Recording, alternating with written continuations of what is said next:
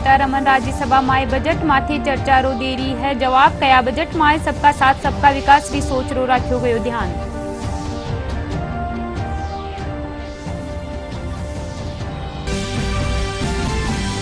हरिभाऊ किशन राव बागड़े लीनी राज्यसभा पद री शपथ मुख्यमंत्री भजनलाल शर्मा विधानसभा अध्यक्ष वासुदेव देवनानी समेत कई अधिकारी रिया मौजूद।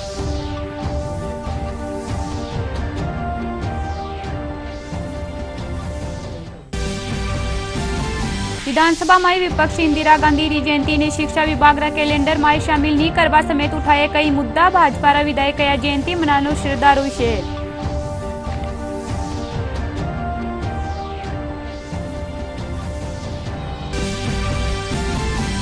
केंद्रीय पर्यटन मंत्री गजेंद्र सिंह शेखावत नई दिल्ली में आयोजित प्रेस वार्ता में कया G20 रा आयोजन रे पाछे भारत री बड़ी है क्षमता देश ने वर्ल्ड हेरिटेज कमेटी रा आयोजन रो मिलो है मौको।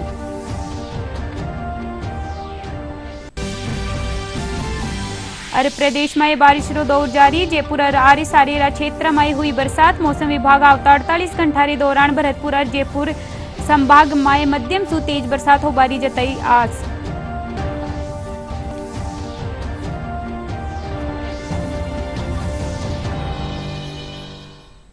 नमस्कार राजस्थानी खबर में था को घणो घणो स्वागत है। मैं हूं था के सागे नीतू थे देख रहे हो डीडी राजस्थान। अब खबरा विस्तार सु। वित्त मंत्री निर्मला सीतारमण आज राज्यसभा में बजट माथी चर्चा रो जवाब दे रही है। वित्त मंत्री कहा कि बजट में सबका साथ सबका विकास री सोच ने ध्यान में राख्यो गयो है। वे कहा कि 2047 ताई भारत ने विकसित राष्ट्र बनावा राखवा रो लक्ष्य सुनिश्चित करो गयो है। वित्त मंत्री कहा कि बजट में 25 खनिजा में कस्टम ड्यूटी खत्म करेगी है।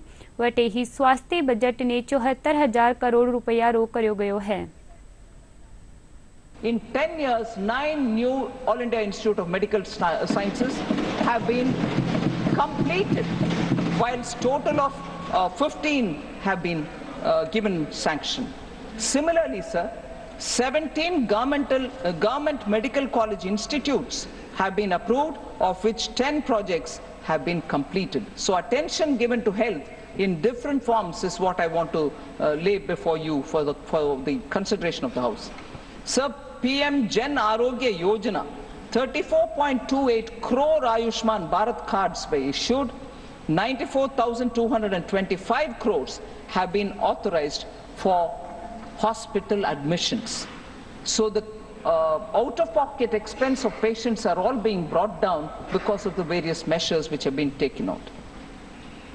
Under Mission Indradhanush, cumulative total number of children vaccinated is 5.42 crores. Cumulative total number of pregnant women vaccinated is 1.31 crores.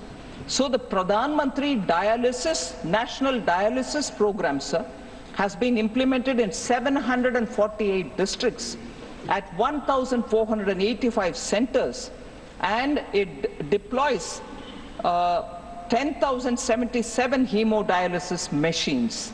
A total of 23.33 lakh patients have availed of this facility of dialysis. 2.7 crore hemodialysis sessions have been held as of 30th April 2024.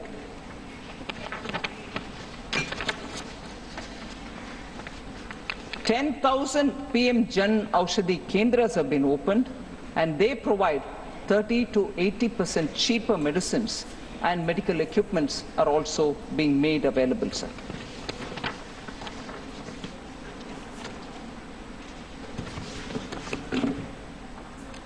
Sir, on unemployment, several members have spoken.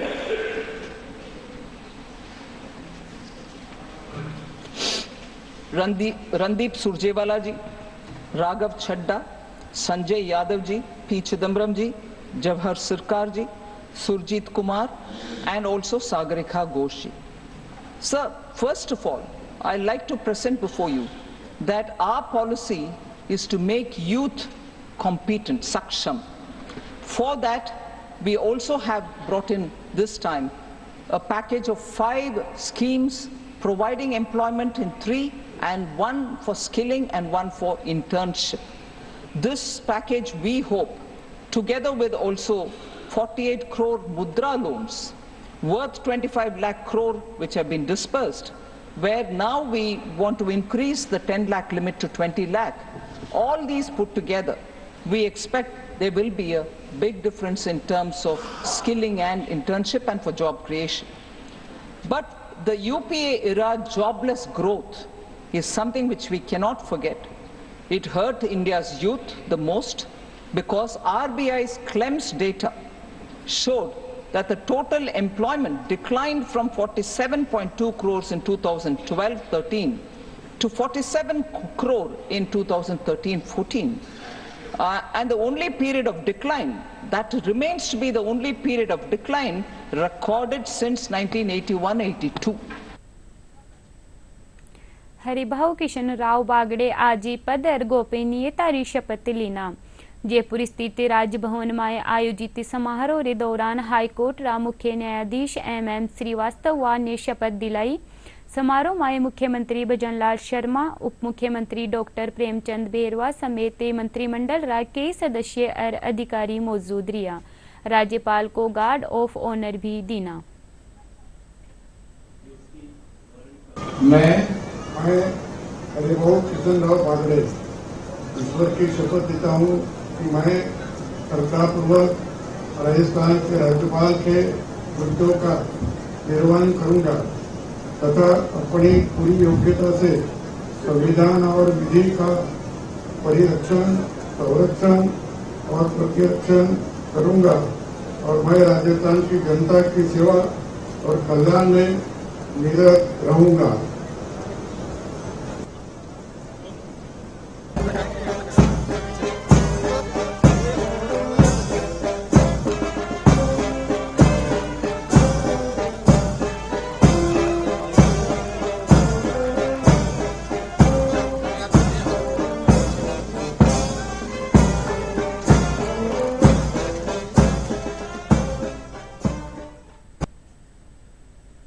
विधानसभा में विपक्ष आज इंदिरा गांधी री जयंती ने शिक्षा विभाग रा calendar में शामिल नहीं करवा और मेधावी छात्रावां ने स्कूटी वितरण समेत दूजा मुद्दा उठाया। विधानसभा रे बारे मीडिया से रूबरू होता थका भाजपा विधायक गोपाल शर्मा और बाल मुकुंदाचार्य कहा कि जयंती मनानो श्रद्धारो विषय है कि अगर हम इस तरह से जयंतियां मनाने लगे तो क्या हम सभी राष्ट्राध्यक्षों यानी पूर्व राष्ट्रपतियों की जयंतियां मनाएंगे, सभी प्रधानमंत्रियों की जयंतियां मनाएंगे, फिर कह देंगे उपराष्ट्रपतियों की जयंतियां क्यों नहीं। यह जो जयंतियां मनाना है यह एक श्रद्धा का स्वरूप है। जिसको भी श्रीमती इंदिरा गांधी से लगाव हो, प्रेम हो, उनके अच्छे कर्तव्यों के प्रति जिनके मन में भावना हो वो व्यक्तिगत रूप से जयंतियां मनाएं और जिनको इमरजेंसी के रूप में गुस्सा हो वो नहीं मनाए। तो इसलिए यह व्यक्तिगत भावना का सवाल है। और मैं आपको जानकर के आश्चर्य की बात बताता हूं कि कांग्रेस के अंदर कभी भी जयंतियां मनाने का रिवाज नहीं रहा। कैलेंडर में कहीं इंडिकेट नहीं किया है, जिसकी इच्छा हो मनाओ, जिसकी इच्छा नहीं है मत मनाओ। ये अपना अपना मत है कि कोई किस रूप में मानता है, कोई किस रूप में मनाता है।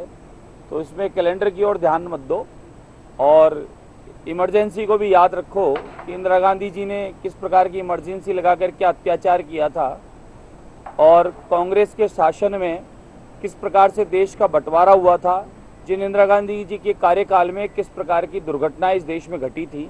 इसलिए कैलेंडर में नहीं है तो विचार नहीं करना चाहिए। मुख्य रूप से जो देवनारायण छात्रा स्कूटी वितरण योजना है, इसमें एमबीसी वर्ग की छात्राओं को 2023-24 में 3695 स्कूटियां मिलनी है।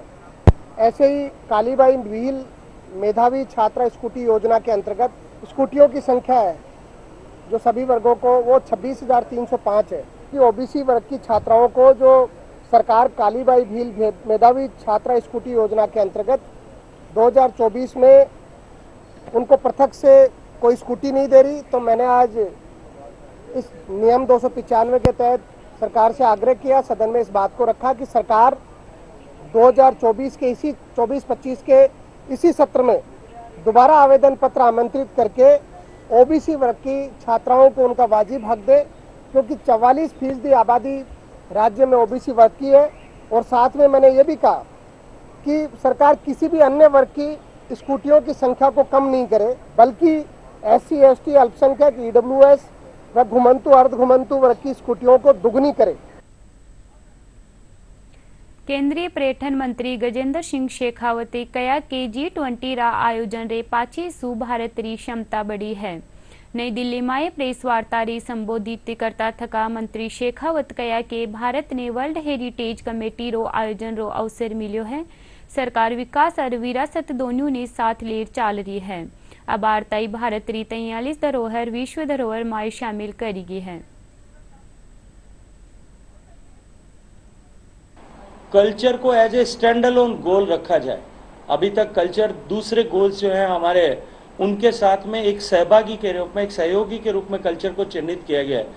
लेकिन सांस्कृतिक महत्व के विषयों को देखते हुए, उनकी क्षमता को देखते हुए कि उसके कारण से रोजगार सृजन हो सकता है, उसके कारण से जो है लोगों का सांस्कृतिक मूल्यों के साथ जुड़ाव हो सकता है, भारत ने एडवोकेसी की, भारत की पहल पर, भारत के लगातार प्रयासों के चलते हुए G20 में कल्चरल ग्रुप ने जो निर्णय किया था कि इसे आने वाले समय में 2030 के बाद में के डेवलपमेंटल फ्रेमवर्क में स्टैंड अलोन गोल के रूप में परिभाषित किया जाए, ये भारत की पहल और भारत के ऐसे वैश्विक प्लेटफॉर्म्स पर भारत के बढ़ते हुए प्रभुत्व का परिचायक है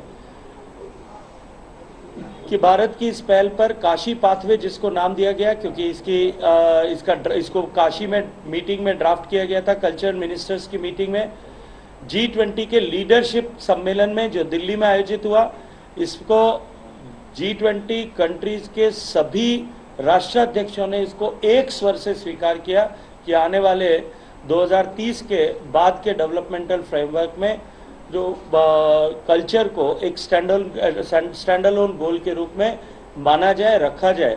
ये निश्चित ही भारत की एक बहुत बड़ी सफलता है। कांग्रेस विधायक सचिन पायलट आपरा एक दिनारा टोंक दौरा माथी पूग्या। इन दौरान मीडिया से रूबरू होता थका वे कहा कि सदन चाले अरे सार्थक चर्चा हो या विपक्ष भी चावे है, पर मंत्री आकानी सुसंतोषजनक जवाब नहीं मिल पा रही है। सचिन पायलट कहा कि प्रदेश में कई एडी समस्यावा है जिन माथे सदन में खुलर चर्चा करी जानी चाहिए।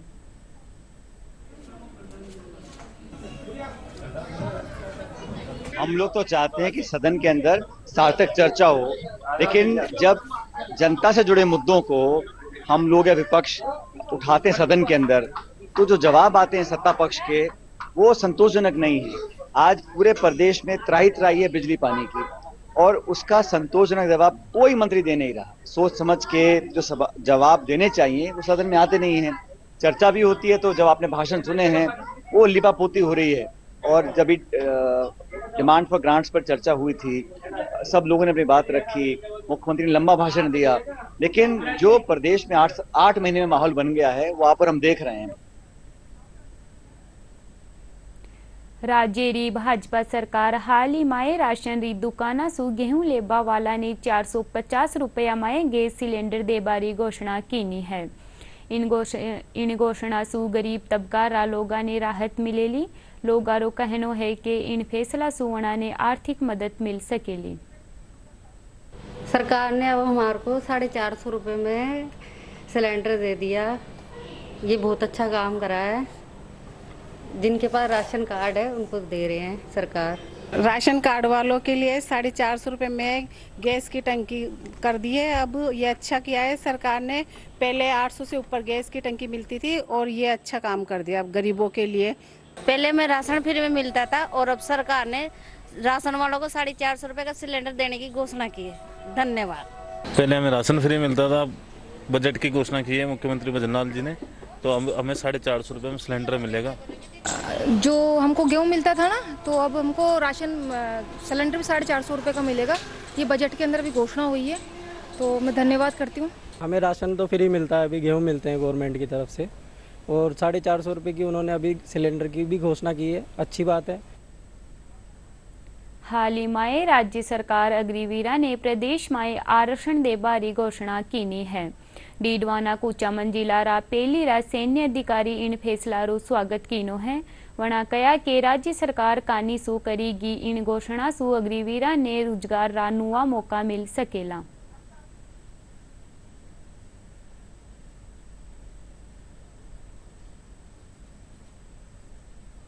अग्निवीर को 4 साल की सेना में सेवा देने के बाद में जो हमारे राज्य सरकार द्वारा हमारे माननीय मुख्यमंत्री श्री भजनलाल जी शर्मा द्वारा ये कहना कि उनको राजस्थान पुलिस में, उनको जेल प्रहरी में, उनको वन विभाग में और अन्य सेवाओं में अग्निवीरों को आरक्षण दिया जाएगा, सही बात है। आपको एक ट्रेंड मैन पावर मिल रही है और ऐसी मैन पावर जो अनुशासित हो, डिसिप्लिन्ड हो, ओबीडियंट हो और जिसने 4 साल तक निष्ठा, समर्पण, डेडिकेशन से सेना में काम किया हो, सेना की रीति नीति जिसने सीखी हो, वाकई में वो एक क्वालिटी ह्यूमन रिसोर्स है। और वो चाहे राजस्थान पुलिस ही नहीं, वो जेल प्रहरी ही नहीं, वो वन विभाग ही नहीं, अगर उनको किसी भी विभाग में लिया जाए तो वो एक एसेट होंगे। एक राजस्थान सरकार ही नहीं, अदर 12 स्टेट है जिन्होंने ये स्कीम अपने स्टेट के लिए लागू किया है। अग्निवीर रिटायरमेंट के बाद अपने राजस्थान पुलिस, वन विभाग, जेल प्रहरी और जो भी सरकारी कार्यालय है उनके अंदर प्रायोरिटी दी जाएगी। देखो, फिलहाल तो सेंट्रल गवर्नमेंट का भी यही सोच है कि भी 12% से प्लस रिजर्व कोटा दिया जाए अग्निवीर को, किसी भी स्टेट गवर्नमेंट हो चाहे सेंट्रल गवर्नमेंट कार्यालय हो। तो इसके अंदर युवाओं में थोड़ा सा दिल के अंदर और मानसिक तौर के ऊपर सोच में बदलाव आएगा और अग्निवीर के तौर पे अच्छी सेवाएं दे पाएंगे। भारत सरकार ने जब से अग्निवीर योजना लागू की थी तब से लोग युवाओं के अंदर थोड़ा सा भ्रामकता थी कि आगे जाके 4 साल बाद क्या करेंगे, लेकिन सेंट्रल गवर्नमेंट ने भी इसमें बीएसएफ वगैरह के लिए भी आरक्षण दिया है। साथ ही स्टेट गवर्नमेंट ने जो अभी फिलहाल बजट में जो अग्निवीर है उन लोगों को आरक्षण देके और पुनः जैसे पुलिस है, बाकी सेवाएं जो दे रहे हैं उनके अंदर आरक्षण दिया है, जिससे क्या है कि उनके वापस बेरोजगारी होने की जो संभावना थी वो खत्म हो जाएगी और लोगों के अंदर पूर्ण है उत्साह होगा और देश सेवा में उसी प्रकार कार्य करेंगे जैसे पहले करते आए थे और अग्निवीर के प्रति लोगों का रुझान बढ़ेगा। पहले से भी ज़्यादा लोग इच्छुक होकर अग्निवीर में जाने की कोशिश करेंगे, जिससे देश के लिए भी अच्छा होगा और राज्य के लिए भी अच्छा होगा। ये मुख्यमंत्री जी की जो कल घोषणा की गई है ये बहुत ही सराहनीय है, जिससे युवाओं के लिए आगे बढ़कर रोजगार के बहुत ही ज़्यादा अवसर पैदा होंगे। पर्यावरण संरक्षण और बंजर भूमि ने हरियो भरियो बनावा खातर जोधपुर कुछ एक युवा एक अनूठी पहल करता थका सीड बॉल तैयार कीना है। सीड बॉल माए कीणी भी बीज ने मिट्टी और खादरा मिश्रण सु मिलार तैयार करियो जावे है। इन पहल की शुरुआत जोधपुरा कृष्ण मंदिर सु करी गई है। सामाजिक कार्यकर्ता संजय सोलंकी बताया कि अभियान रे तेत जोधपुर रा 10 मंदिरा माए पौधारोपण करियो जावेलो। वे बताए कि इन खातर अभी 60,000 सीड बॉल तैयार करया जा चुका है।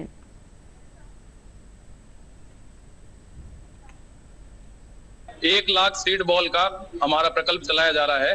सीड बॉल का अर्थ होता है कि बीज के साथ में मिट्टी, कई तरह की मिट्टी होती है, कोकोपिट होता है, उसमें कई सारे उपचारित सामग्रियां होती है जो हमको काजरी और आयुर्वेदाचार्यों के जैसे डॉक्टर सुरेश काजरी से और आयुर्वेदाचार्य डॉक्टर हेमंत पालीवाल जी आदि ने हमें पूरा गाइडेंस दिया है कि किस प्रकार से हम सीड बॉल प्रकल्प चला सकते हैं। उनके गाइडेंस में जिस प्रकार से उन्होंने बताया है उसी प्रकार से हमने वीरभद्र अखाड़ा में इसका प्रीमिक्स तैयार किया है और सभी जोधपुर के सभी मंदिरों में हम लोग अलग अलग क्षेत्रों में सीड बॉल बना रहे हैं। हमारा कुल टारगेट 1 लाख है और कम से कम अभी वर्तमान के समय में 10 से 15 मंदिरों में ये कार्य चल रहा है, जिसमें प्रभावी रूप से यहाँ रातानाडा श्री कृष्ण मंदिर में सबसे बड़ा कार्य चल रहा है। और हमारा लक्ष्य है कि ये 1 लाख सीड बॉल ओरण भूमि, जहाँ पर गायों की गोचर भूमि होती है, वहां पर हम लोग ये सीड बॉल डालेंगे, जिससे हमारी ओरण भूमि, गोचर भूमि हरी भरी हो सके। इसमें कुल 10 प्रकार के बीज हैं जो अपनी क्षेत्रीय जो जलवायु है उसके अनुकूल है और सीड बॉल के लिए बहुत ही अनुकूल होती है। ऐसे जैसे कुमटा है, देसी बबूल है, खेजड़ी है, खेर है आदि। इस प्रकार कुल 10 प्रकार के बीज हैं जो सीड बॉल में डालकर बनाए जा रहे हैं। सीड बॉल बनाया जा रहा है जिसमें पर्यावरण संरक्षण के लिए, पर्यावरण को बढ़ावा देने के लिए जो काम किया जाएगा और ये मंदिर में काम ये शुरुआत हो रही है, बहुत अच्छी बात है। हिंदी रा जाण्या माण्या कहानीकार मुंशी प्रेमचंद री आज जयंती है। मुंशी प्रेमचंद आपरी कहानियां रे माध्यम सु रूढ़िवादिता मादे कटाक्ष किनो है। साथ ही वणा तत्कालीन सामाजिक धार्मिक राजनीतिक परिस्थितियां माथे आपरी लेखनी चलाई है।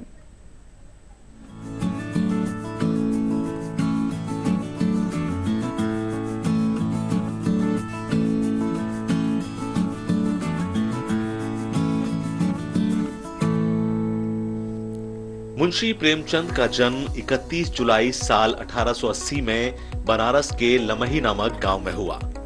प्रेमचंद का नाम आते ही हमारे मन में सचेत सजीव कहानियां उजागर होती हैं, जो हमारी पारंपरिक सोच, रूढ़िवादी विचारों को झंझोर कर रख देती हैं। प्रेमचंद की कहानियां केवल कहानियां ही नहीं, बल्कि प्रकाश की तरह हैं, जो सामाजिक और व्यक्तिगत भ्रांतियों के अंधेरे को मिटाने का प्रयास करती हैं। हिंदी साहित्य में प्रेमचंद महत्वपूर्ण योगदान रखते हैं। प्रेमचंद ने अपने जीवन काल में करीब 300 से ज्यादा कहानियों की रचना की। उन्होंने मानवीय पक्ष के साथ ही सामाजिक, धार्मिक, राजनीतिक, आर्थिक और ऐतिहासिक विषयों पर आधारित अनेक कहानियां लिखी। अपनी कहानियों में उन्होंने अंधविश्वास, धार्मिक ढोंग, स्वार्थ, शोषण और अन्याय का खुलकर विरोध किया। 1907 में लिखी गई उनकी पहली कहानी दुनिया का अनमोल रत्न राष्ट्रवाद की भावना से ओतप्रोत है। इसके बाद उनकी 5 कहानियों का संग्रह सोजे वतन प्रकाशित हुआ। उन्होंने अपनी कहानियों के जरिए समाज की कुरीतियों और कुप्रथाओं के खिलाफ हमेशा आवाज बुलंद की। उनकी कहानी कफन इसका जीता जागता उदाहरण है। प्रेमचंद जीवन भर राजनीतिक आंदोलनों और गतिविधियों से जुड़े रहे। उनकी कहानियों में राजनीतिक पटकथा भी खूब देखने को मिलती है। इनकी रचनाओं में जनसाधारण की भावनाओं, परिस्थितियों और उनकी समस्याओं का मार्मिक चित्रण किया गया है। दूरदर्शन समाचार के लिए अमन शर्मा की रिपोर्ट। हिंदी रा प्रसिद्ध उपन्यासकार मुंशी प्रेमचंद री आज प्रदेश भर में जयंती मनाई जा रही है। एनी कड़ी में जयपुरा एक निजी महाविद्यालय में संगोष्ठी रो आयोजन कर्यो गयो। प्रगतिशील लेखक संग्रह तत्वावधान में आयोजित संगोष्ठी में मुंशी प्रेमचंद री जीवनी माथे प्रकाश डाल्यो गयो। कार्यक्रम रे दौरान साहित्यकार डॉक्टर हेतु भारद्वाज, महाविद्यालय री प्राचार्य डॉक्टर सीमा अग्रवाल समेत कई विद्यार्थी मौजूद रिया।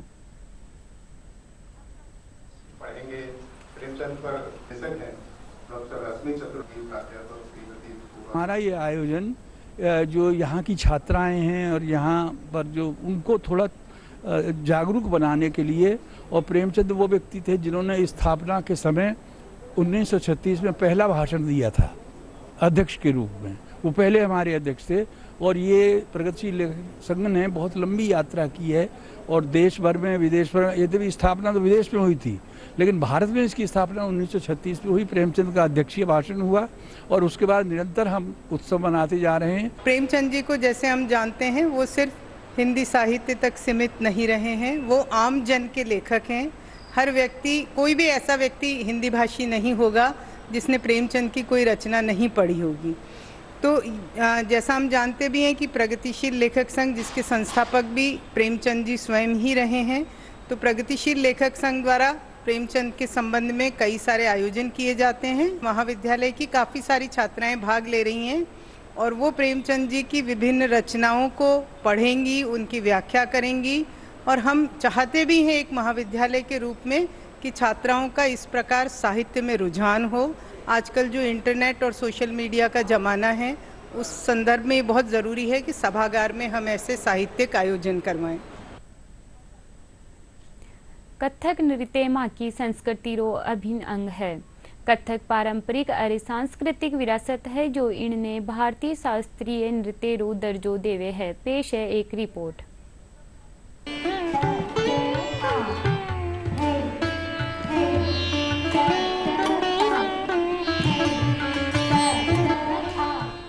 कथक नृत्य भारत की प्राचीन संस्कृति का अभिन्न अंग है और इसने समय की मांग के अनुरूप स्वयं को समायोजित करते हुए हाल के समय में अपनी उपस्थिति बनाए रखी है।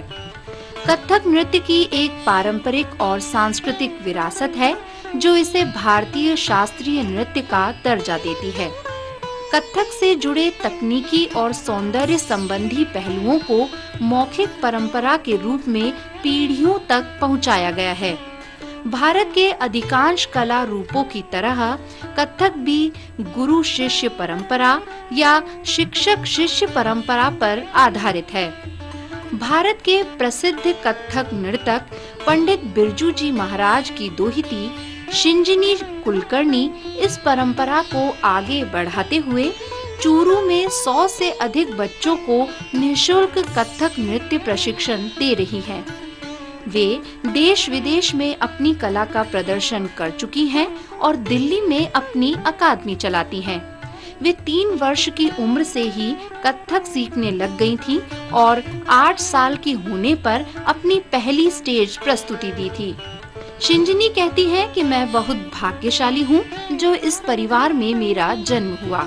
मैंने अपनी कथक की शिक्षा अपने नाना पद्म विभूषण पंडित बिरजू महाराज जी से पाई है। 3 वर्ष की उम्र से मैं कथक सीख रही हूँ और 8 वर्ष की उम्र में पहली बार स्टेज पे मैंने परफॉर्म किया। देश विदेश में भारत का प्रतिनिधित्व करने का मौका मुझे मिला है। महाराज जी से मैंने एक ही चीज सीखी है कि अपने काम को ईमानदारी से करो और अपने आप लोग आपकी पहल के साथ, मुहिम के साथ जुड़ते चले जाएंगे। कथक नृत्य सदियों से जीवित है।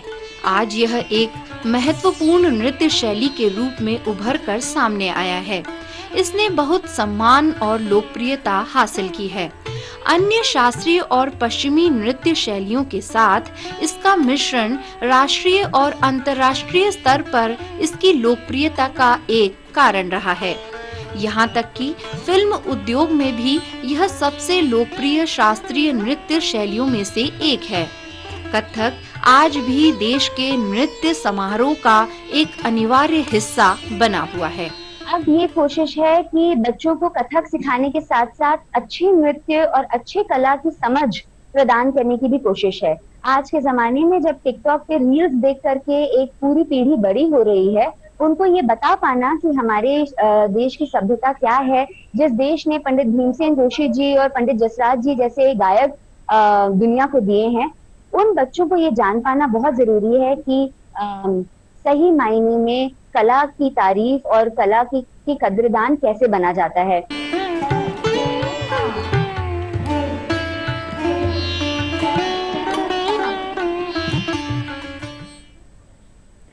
अरे प्रदेश में बिरखा रो दौर जारी है। जयपुर आरी सारेरा क्षेत्र में दोपहरी 5 हल्की बिरखा रो दौर जारी है। मौसम विभाग रे मुजब आवता 48 घंटा रे दौरान भरतपुर अरे जयपुर संभाग में खटे खटे भारी बिरखा होबारी आस है। वटे ही आगामी 2 और 3 अगस्त ने पूर्वी राजस्थान रा कुछ एक भागा में बारिश हो सके हैं। और खास खबर एक बार फिर सुन। वित्त मंत्री निर्मला सीतारमण राज्यसभा में बजट माथे चर्चा रो दे रही है जवाब। कया बजट में सबका साथ सबका विकास री सोच रो रखो गयो ध्यान।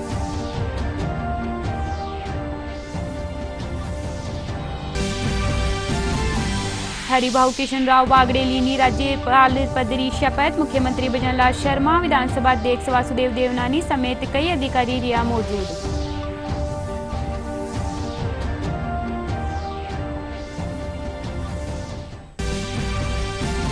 विधानसभा में विपक्ष इंदिरा गांधी री जयंती ने शिक्षा विभाग रा कैलेंडर में शामिल नहीं करवा समेत उठाया कई मुद्दा। भाजपा रा विधायक कया जयंती मनानो श्रद्धारो विषय।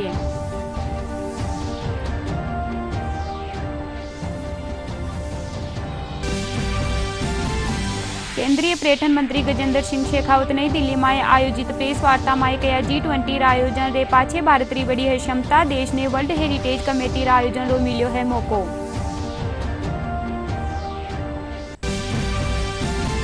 अरे प्रदेश में बारिश रो दौर जारी। जयपुर और आरी सारेरा क्षेत्र में हुई बरसात। मौसम विभाग आवता 48 घंटा रे दौरान भरतपुर और जयपुर संभाग में मध्यम सु तेज बरसात हो बारी जताई आस।